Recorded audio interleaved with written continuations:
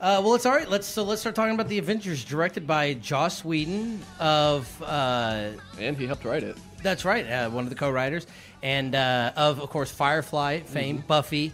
What was the other? Dollhouse? Angel Dollhouse. Dr. Horrible sing-along blog. That's, of course, one of the greatest things ever. Now, I had completely I guess I never really thought about it, but we were listening to the commentary last night, and he pointed out that this is only the second film he's directed, with Serenity being the first. And for a sophomore effort, what for a sophomore effort that absolutely crushed all other. Yeah, they killed at the box office, So for the people that don't know, who knows more about the Avengers? Probably Taff. I don't know about that. You don't know about that? Do you even see the shirt I'm wearing? I mean, he did go Marvel today. I think I'm more schooled in that was Ultimates Maverell, like a the cosmetics knockoff company. Version. Well, Jedi, catch everybody. What is the Avengers Jay, from the Jedi? Jedi? Good lord. You're That's Jedi. Jedi. Oh, okay, that works. Jedi. Good save. Good save. Master J. Okay. Would you care to give the people at home a little bit of a quick catch-up on what the Avengers is from Marvel? Okay, the Avengers is the Avengers, Earth's Mightiest Heroes. It's the full name of it. But what it is it's a collection of some of the pretentious nerdgasm on it. But anyways, it's a collection of some of the most iconic and powerful superheroes in the Marvel Universe.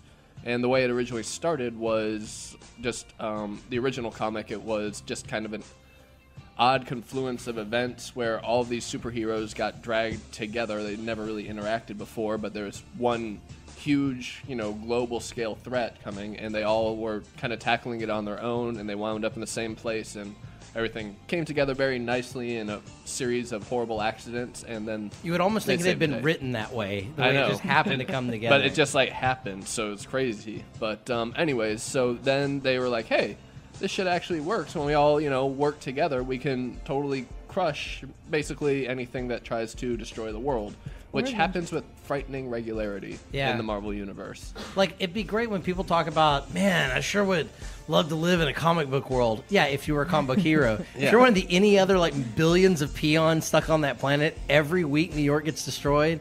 Oh, never mind. See, I'm convinced that the New York of the Marvel Universe has extremely, extremely cheap property values, but incredibly expensive insurance rates. It's you can buy this building. Yeah, it's $10 for the entire skyscraper. But the insurance is going to be $1 billion. Yeah. Sometimes the Hulk breaks out. That's what I was going to say. Do you want to get Acts of God / Hulk insurance? But maybe there's a map that shows you are in this radius of the Hulk. You are in the danger zone corridor. Oh, you want to live color-coded. You want to live on the island of Manhattan? That's just no. Because seriously, the collateral damage it's just insane. It's more than that movie Collateral Damage with Arnold Schwarzenegger. That's true. I didn't see that. No one did.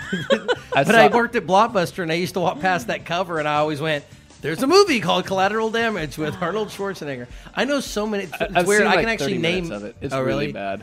I can actually, from working at Blockbuster, I can name movies based on if somebody. There's a lot of movies that somebody names who's in it and what it kind of looks like. I can thumb through the covers and go, Glitter. Yeah. That's the movie. Crossroads with Britney Spears. That's the movie you're thinking He of. watches those every week. Well, those are good. Those are the examples of great films. Those on the weekly rotation. So the Marvel Avengers is the, don't get offended if you're a Marvel fan over DC, but the Justice League of the Marvel Universe. Yes, except they came out first and are better. I don't know about better, but we'll go with really that. In every way. They got Thor on their team. I'm going to pretend. Also got that. As Downey Jr. points out. He's the most powerful. Hulk he's the you really made. He's still one of my favorite characters from Marvel. Although they did do that DC Marvel event. Oh, God. That was years ago where Hulk actually fought Superman. Superman just kept flying away and just laser beams. I'm just using his superpowers. Yeah. Well, then the Hulk cheated by smashing stuff. That's how I look at it. But you remember Marvel DC Marvel versus DC crossover? Mm-hmm. I got them at the house. 4 issues. It was the first and fourth issue DC paid to publish, and the second and third Marvel paid to publish. And on the covers, whoever paid to publish it got their name first. So it's technically DC versus Marvel. Then it's Marvel versus DC, Marvel versus DC, then DC versus. Each one got the forefront. Good. They really did. Favorite. Lobo versus Wolverine was good. I like that. One of the great things about it is when they designed it, they collaboration that really do, but who that see them. So versus metallic god, one's red and one's blue. And they don't say it, but obviously one and these two, they're superheroes.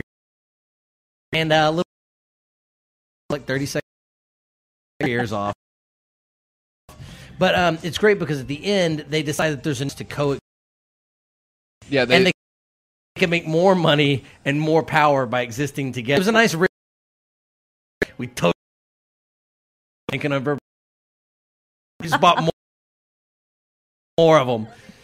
Captain America versus Batman, another great fight. Yeah, that was cool. It lasted. That fight lasted like I think it's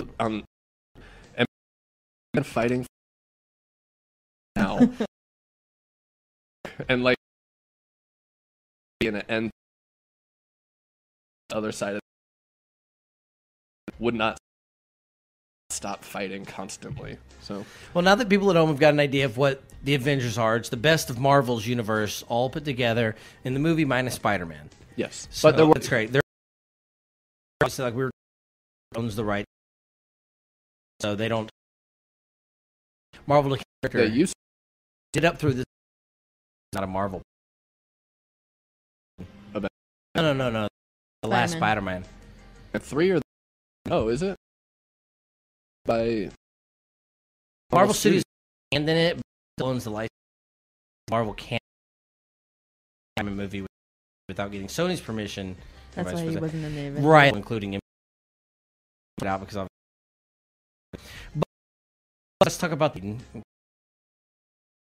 co-written. It starts off with they have the cube, which has been nicely introduced in previous movies from the Marvel Universe. So, which is the movie that introduces the cube? Is that Captain America? That's Captain America introduced the cube, and Thor obviously introduces Loki, and they have the battle for it and everything like that. Yeah, I gotta admit, I have a bit of a man crush on that guy too. Tom Hiddleston. Good God. Do we need to give you a minute? You getting some hot flashes? I'm good. Okay, that's pretty good. I'll not tell James about that. So, but obviously Marvel's been building up through these films to the Avengers film, so that each character has been getting its own. And now, of the success of the Avengers, some of the characters will be getting backstories. Like Hawkeye now will get a backstory movie. Black Widow will get a backstory movie, and Hulk. I think they're folding those together into one. Yeah, I think they are. And then the Hulk, which has just been raped over, and for a big guy, that guy's been bent over and taking it up the rear in every movie I've ever seen with the word Hulk attached to it. Especially that Ang Lee one, which was just the biggest piece of trash ever. Let us not talk of that one. But apparently the Hulk painful did so well with fans in this one.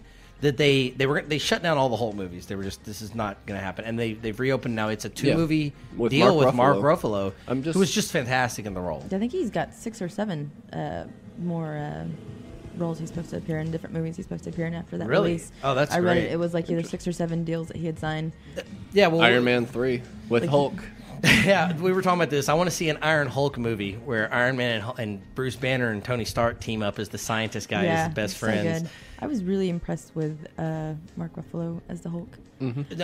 Joss Whedon said that was his number one choice, and when they went for it, he couldn't believe that Marvel said okay to that. Now, remind me a little bit, talk about some of the things because we watched the commentary and special features last night. We're going to review a little of that as well.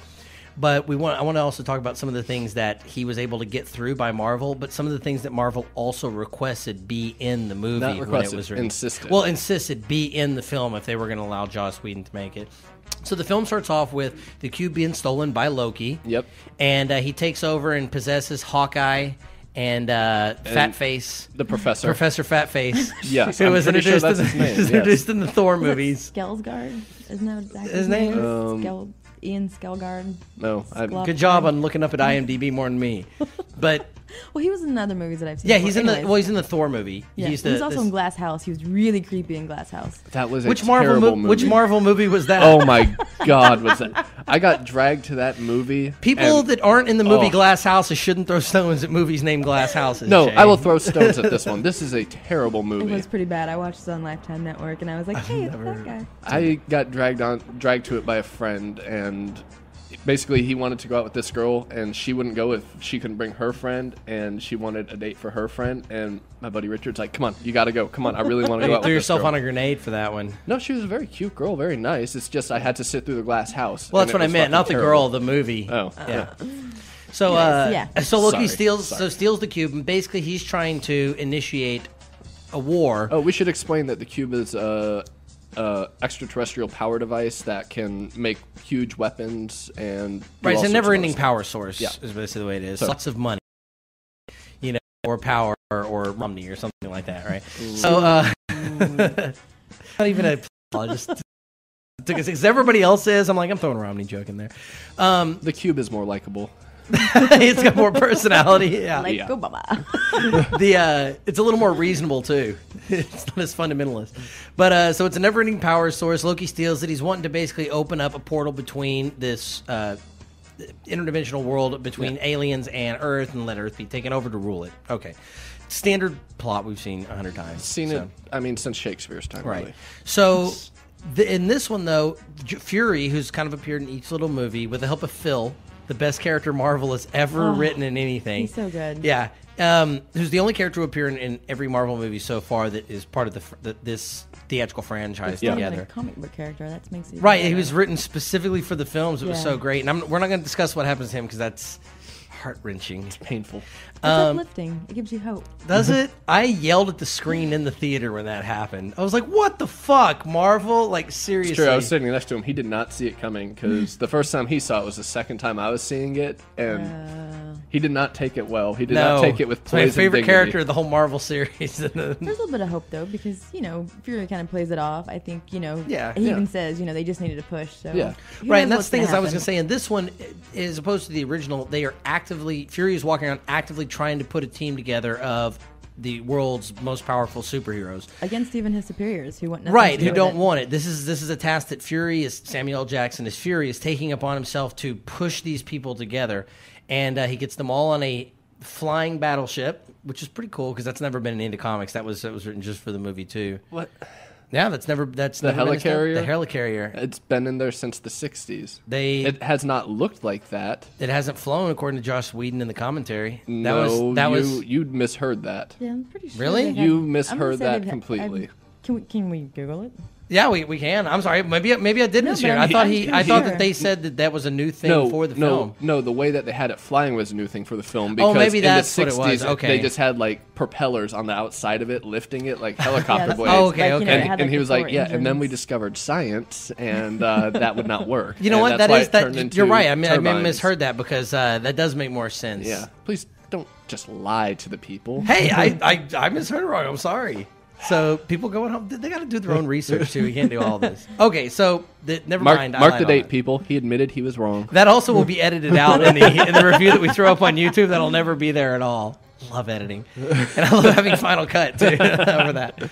Okay, but this one, Fury puts them all together, gets them on the helicarrier, gets them up in the air, and of course it turns out it's a trick by Loki to get them all together. Well, no, Loki was playing off of it because he found out they were being put together, so Loki has himself caught. Right, which is one of the deleted scenes that explains that a little better. That, I mean, you understand the movie, but the idea of, well, why does Loki want to get them all together to destroy them or something like that? And it makes more sense in one of the deleted scenes that he's told by Hawkeye, well, look, he's assembling this team. And so Loki has to find a formidable way to deal with that. Whereas in the theatrical release, it's kind of, well, how did Loki even know that was going on? And why would he put that plan together? Well, I just assumed he was the god of mischief. And he figured that that's out. the other kind of thing. You kind of make the assumption, whereas in the deleted scenes, they spell it out a little more for you. I haven't seen the deleted scenes, but I just assumed that it was because, he was going to go in there and cause mischief and play them off of each other and try to unleash the Hulk.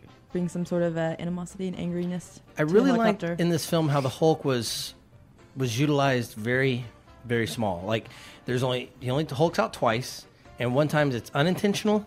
And then I like that they saved the hulking out intentionally, of course, for when they really need is the film, and they didn't kill it with, having him hulk out at every single moment, every little damn thing over and over again. And Whedon really knows how to have memorable characters that you can kind of identify with. I mean, here he is working with an all-star cast. It's an ensemble cast where every single person obviously has the right to their own movie. And even the people that haven't had their own movies, Jeremy Renner and Scarlett Johansson, so like that, obviously are well-known stars. I know Renner's gotten a little bigger since this, but Scarlett Johansson can hold the screen down by herself. Every single person in that movie, Ruffalo has done plenty of leads before too. Yeah. So to be able to manage 7-8 people with Samuel L. Jackson and Phil, to be able to hold all that together, that shows a lot of. But everybody gets the right amount of screen time. I thought so too. And what's nice is it's not all battles. There's a lot of the actual the human character behind the superhero interacting. When Stark and Banner, are just talking, and finally Stark's like, finally someone who speaks English, and you can tell that. Oh, I never ever thought before this film about. Oh, that would be really cool to see Bruce Banner and Tony Stark as science and engineers getting together, and how would they buddy up? They both have kind of rage issues. One's drunk.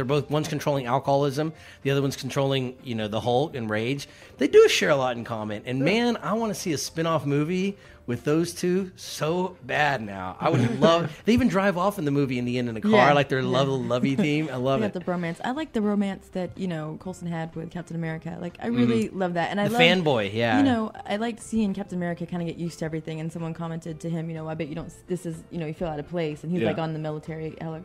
Helicarrier. It's a hell of a carrier.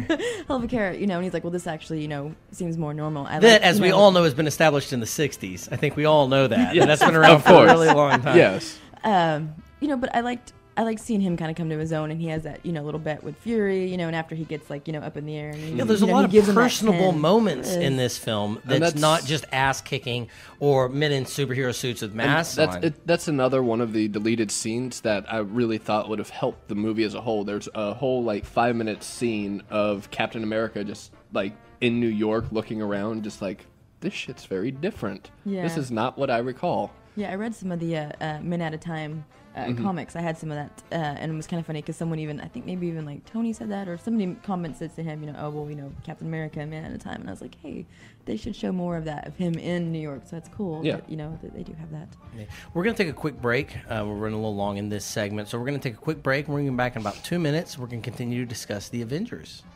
Yay. See you guys in just a bit.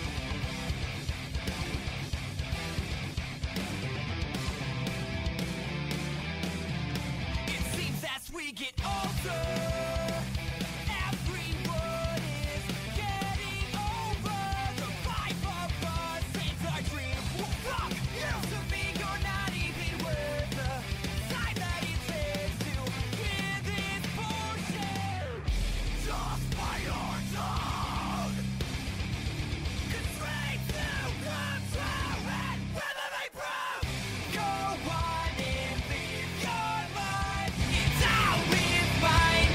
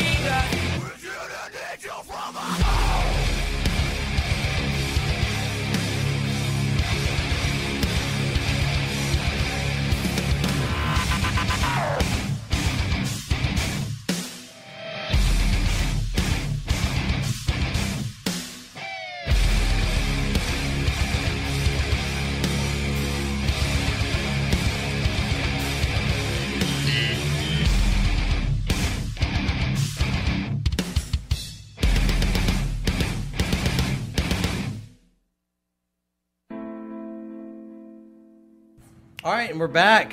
So, guys, that's some beautiful piano music that I'm playing back here. You can't see what my hands are doing underneath. That's me. So while I continue to play this, let's talk a little bit about, we talked a little bit about some of the plot of the Avengers. Now let's get into the actual filmmaking itself. We see a lot of, I'm going to keep this up too. We've seen a lot of action flicks. We've seen a lot of movies with CG in it. We've seen, a lot of movies with plenty of action, ass kicking. So what made this one so good? It broke tons of box offices. People that don't even like comics were telling me to go see it, and everybody was recommending this movie to me. So what made this one so good? What do you think?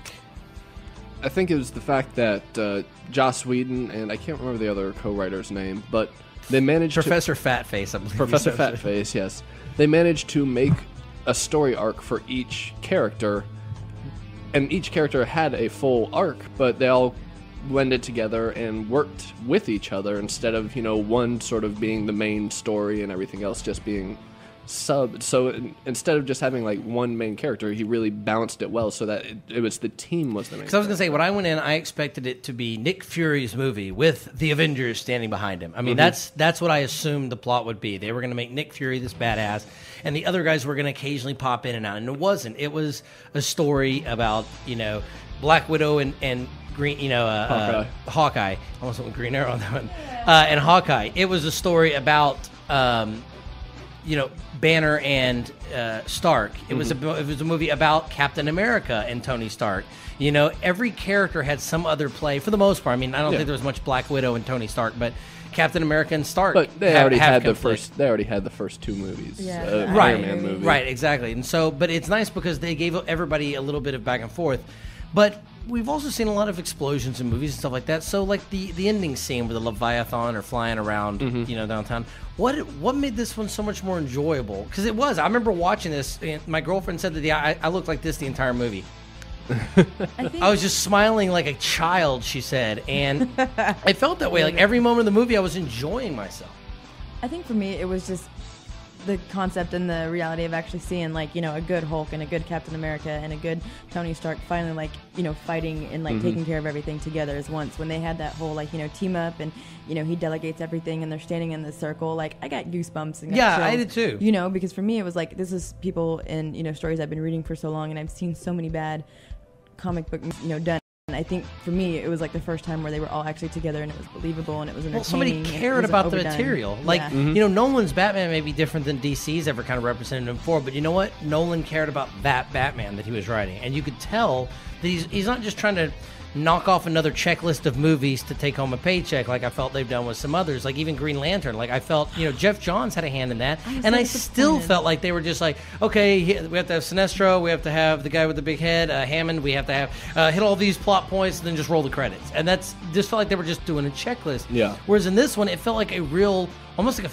obviously a fan wrote it, and Whedon is a fan, that it felt like somebody who cared about seeing these characters fight. And we were talking a little earlier about what Marvel specified had to be in the film. One of the requirements is that Thor must fight Iron Man. And they said very first meeting that has to happen in this film. Now Marvel suggested, why don't you have one of them be under a magical spell or under a potion? Yeah, get Loki'd basically. Get Loki'd. And Whedon had to challenge him on that. He said no, because if that happens, then the very first time either of the characters talk, then the conflict's over. What you don't have then is two separate agendas, which is what you need. Is if you're going to have a legitimate fight between two characters and you're on both their sides, you need each one of them to have a legitimate reason for doing what they're doing, and that gives them a legitimate battle before it gets resolved. And so he had to sit there and go, no, let's write a story that brings them at odds with each other, as opposed to just having, with Renner, the kind of, you saw that. Oh, he's possessed, so now he's just going to fight the other guys. And that battle scene between Thor and Iron Man on top of the mountain was one of the best fight scenes I've seen in forever. And one of my favorite bits is, of course, when Thor calls down, because every time you're wondering, when a guy has a superpower that utterly destroys the other ones, like Superman's laser vision, it's why doesn't he fight every person by flying into space and shooting with laser beams from space? They can't do anything else. There's not, and it's so why doesn't he do that every single time? So of course, with Thor calling down the lightning, you're going, why doesn't he just do that every time? And I like that they show what happens when he does that to Iron Man. It ups him to 400% power. So I like that it brings down the superpower of one character. They wrote that in there where, that's like in the old Superman movie I was talking about, how, Jerry Seinfeld always had this joke, or a comedian did, where, why don't you just shoot Superman in the eye? It's soft. If nothing else, just poke his eyes out. He's Superman. Those are soft. So in the Bryan Singer movie, one of the only things I liked about the film is they have a guy pull out a gun, put it right to his face, and shoot a bullet in Superman's eye, and it bounces off. And you're like, now shut up, fan guys, because that's it. They said you can't shoot his eye out. Done. And it was nice because you're always thinking, well, why doesn't Thor just call on the lightning on everybody? Well, because when he fights Iron Man, it gives Iron Man more power. Different tactics. Yeah, and it forced them to keep changing up their game a little bit. But then you see Iron Man headbutt him, and Thor just laughs and headbutts him way harder. Yeah, I liked when he hit him with his hammer, and it's a real quick shot, but while Iron Man's going back, he shakes his head, and there's a dent, just a really tiny one. Mm-hmm. Like, that's the amount of damage that even Thor's hammer can do to the Iron Man suit. It's just a little tiny dent. One of my other favorite bits is when Hulk goes to pick up Thor's hammer, because and in the audience we were with, you could hear most of the people go like, "What?" Like when the Hulk couldn't pick up his hammer, because to them it's like, well, he's the strongest thing on earth. Why can't he pick up Thor's hammer? But if you know the backstory of Thor, it's a good joke that not even the Hulk can pick up the hammer if he's not worthy, and it sits there. So there was. My favorite part was that each part was lovingly and caressingly written by somebody who cared about not making the characters look stupid. Yeah. And Whedon just did a great job with making sure they maintained dignity, all throughout it. And really, I guess, for me, that kind of starts back with the Iron Man. When Favreau took that on, he kind of admitted he didn't know a whole lot about it, but he went and researched it and delved into the character. And he was like, look, if I'm going to do a superhero movie, I'm going to do one about the people. Yeah. That is also a superhero movie. And he kind of set the board, whereas Nolan reset it with a gritty type thing. They reset it as a comic book film, but that you cared about. Like in the comics, you read about the people, and yeah, because otherwise you wind up with things like the Superman Returns movie. Yeah, or the Fantastic Four movies. Yeah, which are just or the Green Lantern movie. Yeah, and I love Green Lantern. We could keep going, folks. Or Spider-Man 3. Or the Spider-Man movies. Oh God. So it's nice. Don't say all of them. Don't. Spider-Man 2 was good, them. But then you have like the original Spider-Man 2, the Raimi one anyway. I like the first one. But it's nice to finally see some people that are caring enough to not feel like they're just tossing off. It's like how comic books used to be considered, trash, and then they got up to the graphic novel form, and now you can win writing awards for them. Mm-hmm. I think that the comic book film genre is finally coming up to that too, where now you can't just write a movie for fanboys. You have to write a movie that everyone in America will think is awesome, like the Avengers. Yeah. You have to get the grandmothers in on that. You have to get the fuddy-duddy daddies, and because that's a new level now. I mean, you may go see the Batman movie, but Batman isn't as well as it did. It's not as acceptable, as the Avengers, which was fun, flat out fun all the way through, but still well crafted. You got Sorry. Am I boring you? No, I'm just in-depth intellectual analysis. I didn't get very much sleep last night. What'd you do? I watched a bunch of Dexter with my neighbor. So. Oh, which one? Jennifer. Oh, I was thinking you were going to say Tony. I'm glad to hear it's Jennifer. No, Jennifer. We sat around in our underwear watching Dexter. He just snuggled right up to me, and I caressed his beard, and it was wonderful, really. So, I mean, obviously we give a thumbs up to the film itself, right? And, I mean, if you haven't seen The Avengers, make sure what the hell's wrong with you? Because it's really, really worth checking that out. If you haven't seen The Avengers, you better be Amish.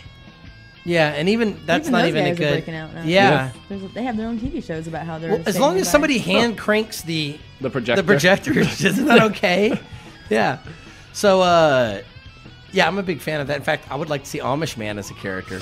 Amish Man. So, but now that the film is out, and the reason we're reviewing is Tuesday it came out on Blu-ray and DVD. And what about the special features? I mean, is it worth purchasing the whole full-blown? Yeah, you guys have to tell me because I still haven't seen the special features. It was nice to have the deleted scenes in there, but you'll get that on any DVD, really. Right. And those were fine, but I was shocked that there was only the one commentary. Yes, it was by Joss Whedon, and that's great, but I would have liked to have heard from the actors on what was going on. There wasn't any and see, that was the thing is my biggest complaint about buying the DVD Blu-ray is, okay, you get the DVD and you get the Blu-ray, but they have the same special features on both. There's no bonus disc. And, man, for a film that grossed that much, did that big, broke so many boundaries, and put that many stars in a film, I was disappointed with we tore through the features in, less than an hour. Yeah. And there were a couple of featurettes that weren't really that amazingly behind the scene. It was more just like, check out all these people hanging out having fun. Yeah. But it was nice hearing, but they're all just going to say good things about each other, even if they freaking actually hate each other. On the DVD, they're like, oh, it's wonderful to work with them, and blah, blah, blah. Yeah. A lot of ego stroke. And I mean, but I would have liked to have seen more, like we were talking about the crew talking, how, like, I would have liked to have seen a visual effects featurette. Yeah. And they didn't really have that on there. I would have liked to have seen an acting featurette or casting tapes or something. Or a key grip one. Right. Yeah. At least a special effects one. I'm surprised with that. Yeah, and just some of the practical lighting and some of the sets. And I'll admit, there were a lot of scenes that on some of the featurettes when they're showing footage in passing, how much of it was green screen and blue screen, where I'm like, I would have just thought that shot was practical. There's nothing special in the background at all. It's not a cityscape or anything. But I was like, I guess that kind of would make more sense to do it green. But I would have liked to have seen a feature on that, of the motion capture. And I was a little disappointed that it was just like it's almost like they felt like most movies feel when you do a checklist. It almost felt like they were like, got gag reel? Got it. Got a featurette on the people all saying they like each other? Got it. Got an outtakes? Got it. Got deleted scenes? Got it. Package that bitch. Oh, wait, make sure there's a menu where you can select classified features, and really that's just the bios for each actor. Yeah, for each character. Yeah, for characters. Now, there may have been. I didn't bother going to the ones for the actors, but yeah, it was a little disappointing. Yeah. Now they do have a second feature, a second watch feature that if you have an iPad or something like that, while the movie's going, you can actually interact kind of with the film, but it really wasn't that spectacular. Basically, it's like little bits of information that pull up that they could have easily done a commentary. Style. Yeah, exactly, pop-up video style. But I was sorely disappointed in the fact that it was only one commentary for such a breakthrough film. Yeah, for such a smash hit and something that really was a lot of fun. Man, you can't get those actors to sit down and talk about. I'm really just wondering together? I'm wondering if they're going to Lord of the Rings it, where it's like, okay, it came out, and now the special edition came out, and then like a year later, or at around Christmas time, the deluxe Avengers. See, I would buy that. I just wish they would have told me, because I would still buy both, but I'd like to know, because I was honestly really wanting to hear Robert Downey Jr. talk about the movie, Mark Ruffalo talk about the movie, Captain America, I never remember that actor's name. Chris Evans, yeah. Talk about I wanted to hear how those people got into the character. I want to hear about Robert Downey Jr. getting into Stark's head, and essentially he's just him anyway. I assume he just gets up and plays Robert Downey Jr. and just changes the name when it comes out as Stark. But I want to hear that, and I was sorely disappointed that there wasn't a commentary from down there. And from the crew, I would have loved to have heard a visual effects supervisor, a director of photography, because there were a lot of fantastically well-arranged shots, great composition in the film that when you're staging action, it's sometimes very, very difficult for the audience to follow what's going on. Gladiator is a great movie. I love Ridley Scott, but there's even sometimes in that movie where I'm like, pull the camera back 2 feet. You don't have to shove it 30 inches from every single thing. And the action scenes play so well in this movie that it's cohesive all the way through. There's never a point in that huge battle at the end where I'm going, wait, hold on, how did he get there? Or what happened there? Or, how they get people up to the top of buildings or down, or around the different parts of the city. There's no part where they just cut to something. Yeah. It's clearly well established. And really, I can't have a commentary? I'm telling you, those dudes would have done it for free. I'm telling you, the crew would have sat down. With the money that they already made on it, so. Well, no, what I mean is usually those people don't get a chance, but that's the exact type of film where you want the visual effects supervisor. No, the Foley guy, the Foley work in that film was great. Most people don't think about the audio when it's going through. The music, Alan Silvestri, who did Back to the Future, going for sure. I believe he did some of the Gremlins score, Forrest Gump. He's one of my favorite composers.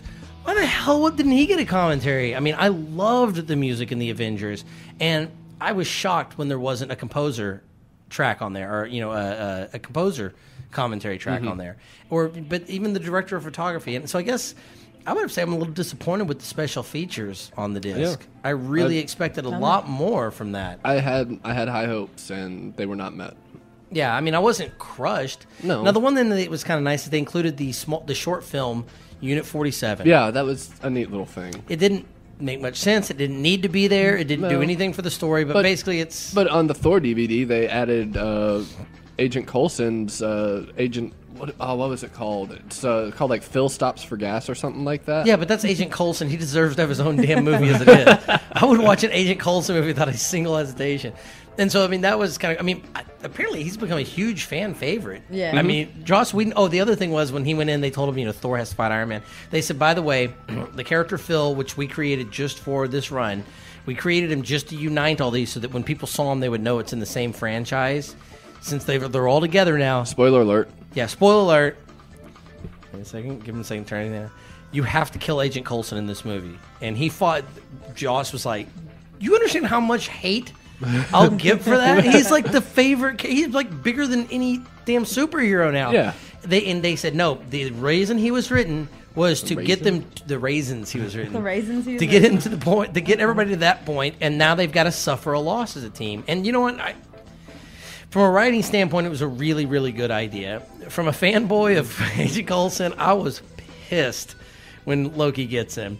But he goes down fighting, and so I'm a little okay with that. But I thought that was a good decision on Marvel's part. You know, they created a character solely for the fact of uniting these movies, and then when they're united, they don't need him, and let's get a little bit of drama and emotion from that. Yeah. So, but overall, I got to say, obviously, the film, most movies I don't get a 10 out of 10 of, but for the film type it was, for the genre, for an action flick, for an exciting, for a summer blockbuster, for something for the kids and the adults, I gotta say it's a 10 out of 10. I mean, normally I reserve that for like Fast, Cheap, and Out of Control, Godfather 2, you know, but Saddles and Paddles 4. Saddles and Paddles 4, yeah, Gape My Ass 6, yeah, the classics. Yeah, but I gotta that say, we all grew up with, right? But I gotta say, for what it was, yeah, you're not gonna find. I mean, when you say you want to watch, you know, a superhero film with your kids, I gotta say I'd go to this before the Nolan Batmans, only because the Nolan Batmans I think are better films, and I would give them a 9 out of 10. But they're not as accessible, and they're not as playful and fun with the material. They're their own thing, and they're great. They're much more serious. Much more serious. But for what this was one of the best summer blockbusters I've ever seen. Period. Yeah. I mean, when I'm glued to the screen, I've watched it 4 times now, I think, since we got it. And every time it's still fun. Yeah. You know, that's hard to beat, you know, and everything about it was good. The features, I think I'll give a, 5 or 6 out of 10 because it's just what was going to be on there. It's boilerplate. It's straight across the board. Nothing you wouldn't expect. I mean, Joss Whedon's delightful giving commentary. One of the things I liked about is there'll be a ridiculous special effects shot where like the Leviathan is flying around the city destroying stuff, and he'll say, now of course we try to just do everything as practical as we could, so we really got that thing up in the air and we flew it around New York. And he talks about how it's a practical shot that they did, but otherwise, definitely get the movie, but don't feel like you have to spend anything for the extra discs or anything. Blu-ray if you like Blu-ray, but you're not purchasing anything else. I'm really hoping they do have a much bigger deluxe edition, special edition coming out for that. Well, they do have that Avengers pack movie that came out. It's the box set with the 6 movies and the 4 special DVD or special features DVDs. Right. And if you want to watch the short film Unit 47, it's basically about one of the weapons after the Battle of New York. Some guy finds and repairs it, and he and his girl go on a bank heist spree, and they get brought down by S.H.I.E.L.D. Yeah. And S.H.I.E.L.D. ends up making them agents because obviously they got this weapon that no one else on Earth can get to working, so they put that guy in R&D, and the girl was, enough to take out a few agents, or almost, so they make her an agent, and that's it. It's like She gets the short end of the stick on that one. I mean, she gets made a secretary. Yeah, but she gets that instead of going to prison for 20 years. Well, it'd be federal prison. But it was the other thing. It was just completely. It does. Whereas Coulson, I want to watch more stuff with that guy. This was 2 people who weren't in the movie, with 2 agents who weren't in the movie, with a prop that was in a couple of shots, and. But anyway. Yeah. Anyway, so. But yeah, the special features maybe 5 or 6 out of 10. But the film itself, obviously 10 out of 10. So if you haven't seen it, I'll tell you, buy this one. Don't pirate it, because really, I want Whedon to make money. What I want is I want the studios to see this is profitable. So of all the other crap that I'll tell you to pirate or go and get for free, this one, spend the money on this one. Yeah. All right, well, we're going to take a quick little break. We're going to come back and we're going to talk about the Vinyl Thought show from a couple of weeks ago. We finally were able to get back on the air and talk about it. And Taff's going to tell us a little bit about what she's doing the next couple of weeks. And we'll talk a little bit about the beer show coming up on Friday. Oh, geez, that's around the corner again. Yeah, I know, pretty close. So we'll be back in just a few minutes, guys. See you soon.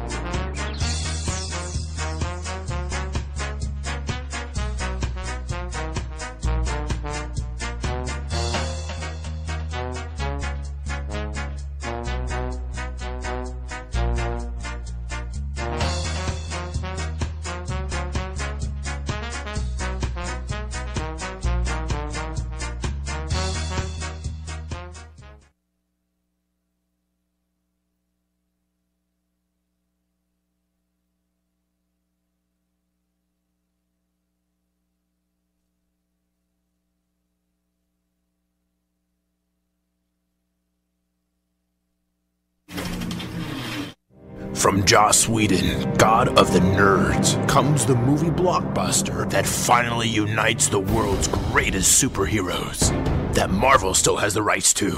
The Avengers, the ultimate 2-hour geek fantasy that blinds all nerds from admitting any legitimate criticism and put all of DC Comics on suicide watch. A villain who inexplicably returns from the dead will vow vengeance on the planet where his demigod brother's sort of girlfriend lives, forcing this Bluetooth-obsessed government agency to assemble the heroes from Marvel's greatest franchises, except Spider-Man, Fantastic Four, and X-Men. Suit up with Iron Man, everyone's favorite secondary Marvel character who must redeem himself from the god-awful Iron Man 2. Thor, who sort of pulled off his own movie, but whose appearance here completely negates its ending. Captain America, no one's favorite character, who just kinda has to be there. And the Incredible Hulk, who, for the sake of the plot, can now suddenly control his rage. I'm always angry. Without any explanation. Which doesn't matter, cause that shot was awesome. Witness the excitement. I need you to get to that engine control panel. Of Iron Man repairing a spaceship for 20 minutes. The thrill of generic aliens on flying jet skis. The confusing energy source of the Tesseract. The Tesseract can't fight. You can't protect against yourself. And its completely unjustified failsafe. The explosion that instantly kills every alien, conveniently tying up all loose ends. The bromance. Hey. And the character in the middle of the credits, who every nerd in the audience pretended to know. A movie so fulfilling, you won't remember that the first 45 minutes are actually kind of boring. A villain so determined. You need the cube to bring me home, but I've sent it off I know not where. You'll wonder why he's uniting the only people who can stop him in hopes of getting them to dislike each other. Not a great plan. Battles so action-packed. Stark, got a lot of stray stuff in your tail. You won't even ask yourself, how are they even all talking to each other without earpieces? I can close it. Can anybody copy? Do it! No. Stark, these things are still coming.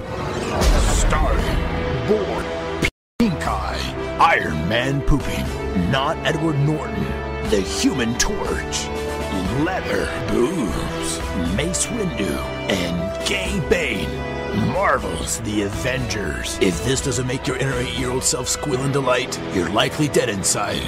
Or a girl. If you like honest trailers, then please check out our brand new weekly series, The Screen Junkie Show. Seriously, don't be a jerk. We worked real hard on this new show, so check it out and leave a comment. And as always, leave a comment with the movie you'd like to see get the honest treatment next. Cats with Boobies. Oppa Gangnam Style.